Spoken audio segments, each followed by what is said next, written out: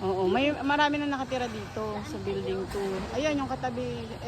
Eto building 2 yun, yung sumunod na building dito sa kahit ano.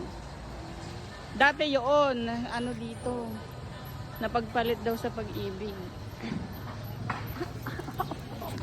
Oo.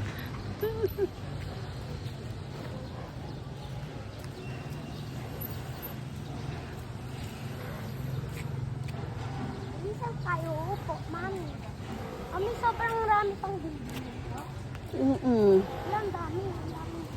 So, yan, folder na yan ay for notice of approval from Pag-ibig. So, nagpunta ako doon ngayon para signan yan. From May 23rd, na nag-sign ako ng documents.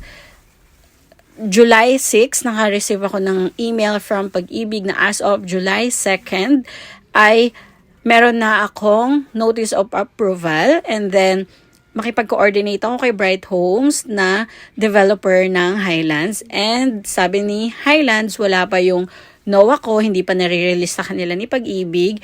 But July 10, naka-receive ako ng text sa kanila na for NOA na nga ako at kailangan ko magpunta doon ngayon, July 11, para pirmahan yung NOA na yon. So, ayun, nagpunta ako doon. Nakita ko na mas marami na ngayon nakatayo na building kumpara nung last punta ko.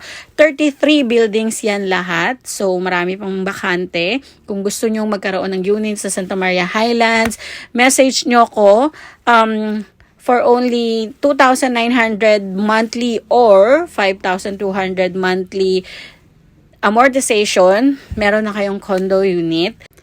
Up to 15 floors ang per building, and then may swimming pool, covered court, open court, playground, and clubhouse.